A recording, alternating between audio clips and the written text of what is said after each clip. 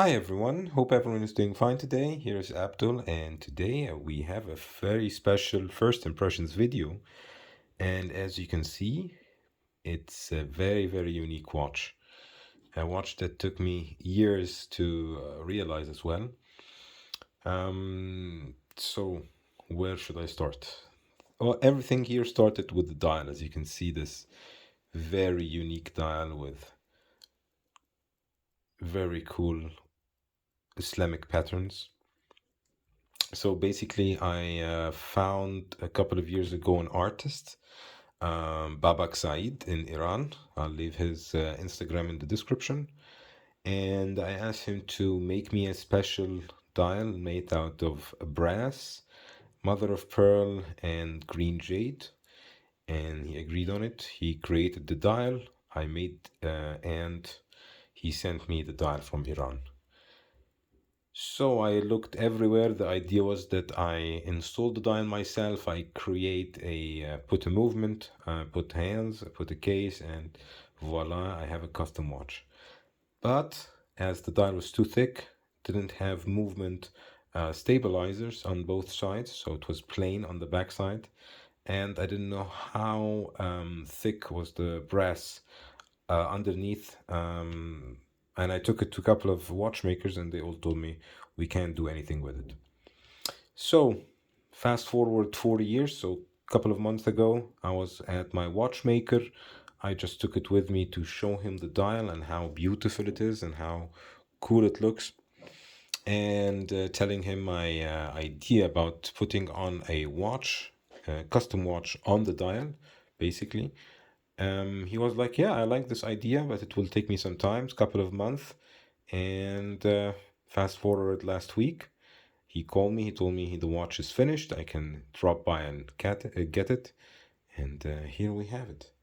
So we have a handmade dial from Iran and an amalgamation of vintage pieces for the case crown movement. So let's start with the Hasselite crystal. So we have here a vintage crystal which curves around, which gives you this unique look, and you can see the shimmer of the dial. It just looks really nice. We have blued hands, which the watchmaker did. We have a onion crown, so style of crown. As you can see, a manual wind unitas movement. So we have a unitas movement with a big balance wheel, good power reserve. You have a flexi case back, a case size I think from 42 if I'm not mistaken, 40, 40 actually, and the lug to lug of 50, and the thickness of 12.5, and strap width 22 millimeters. So there is no loom on the watch, but you can see with the blue light, just the mother of pearl looks really nice. And the watchmaker also put a brown leather strap on the watch, but as soon as I got it, you know me, I like to change up the straps as soon as I get the watch and see how they look. I had a shark skin red leather strap, which I thought would look really nice on it. And so on my wrist, as you can see, I have a 17.2 centimeter wrist. The other strap is a little bit thicker, so it might be more suiting to this case, which you can see as if it's soldered. The lugs are soldered to the case. So this old style of case making, which you have a round case like a pocket watch, and then you weld on it lugs from both sides to make it a wristwatch. So that's the, let's say, the inspiration of this look of the case.